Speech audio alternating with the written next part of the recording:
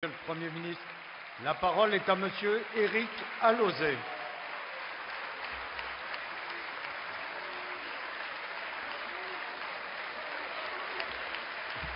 Merci. C'est bien vu, ça. Monsieur Alauzet, vous avez la parole. Merci, Monsieur le Président. Ma question s'adresse au ministre de l'Industrie. Il n'est pas nécessaire d'insister sur la catastrophe économique et sociale que constitue le projet de licenciement annoncé par le groupe Peugeot. 8 000 emplois à Aulnay, à Rennes, à Sochaux, 24 000 emplois menacés chez les sous-traitants. La brutalité de ces annonces exige une réponse énergique des pouvoirs publics pour éviter l'effondrement de la filière automobile française.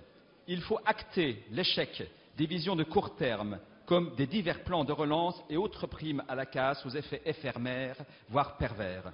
La crise n'a pas été anticipée par les constructeurs. Pire, PSA a continué à parier sur le seul diesel, pourtant réputé pour son risque sanitaire. Pendant ce temps, les dirigeants qui se sont succédés continuaient à donner des conférences et des leçons, à recevoir diverses gratifications. Les salariés de cette industrie, menacés par dizaines de milliers, ne doivent pas être les victimes de cette myopie. Il est indispensable d'évoluer vers un produit du XXIe siècle, lutter contre l'obsolescence programmée pour des véhicules plus robustes et solides, des véhicules sobres, de petite taille, la voiture de 600 kg, à encombrement minimal, qui permettra la réduction des embouteillages et des difficultés de stationnement, à coût d'achat et d'usage moins élevé.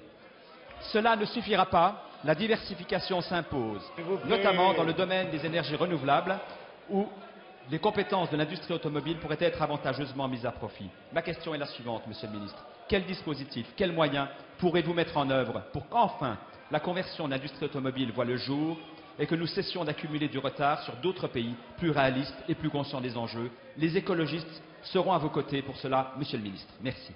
Merci. La parole est à Monsieur le ministre du Redressement productif, Arnaud Montebourg. Monsieur le Président, Mesdames et Messieurs les députés, Monsieur le député Éric Alauzet, le gouvernement partage votre réticence exprimée sur la prime à la casse et souhaite tirer les leçons d'un programme qui nous a menés finalement à la situation dans laquelle nous nous trouvons.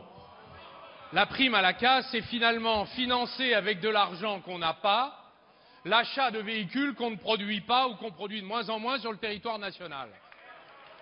Notre choix est donc, sur le plan automobile qu'a commandé Monsieur le Premier ministre et le Président de la République, de nous tourner vers l'avenir, c'est-à-dire l'ensemble des productions innovantes dans lesquelles la France a, et nous pourrions parler positivement de notre pays, notamment sur ce sujet, beaucoup d'avance. Nous détenons des avantages compétitifs et comparatifs sur l'hybride rechargeable, les véhicules électriques, puisque nos deux grands constructeurs, Renault et Peugeot, ont pris la décision, avec l'aide du grand emprunt et du programme d'investissement d'avenir, ont pris la décision d'investir massivement sur la génération nouvelle de ces véhicules. Nous allons donc engager les Français à imaginer d'autres modes de transport, un autre mode de vie avec une voiture qui, je le rappelle, sont maintenant non plus des véhicules du futur, mais des véhicules pour maintenant.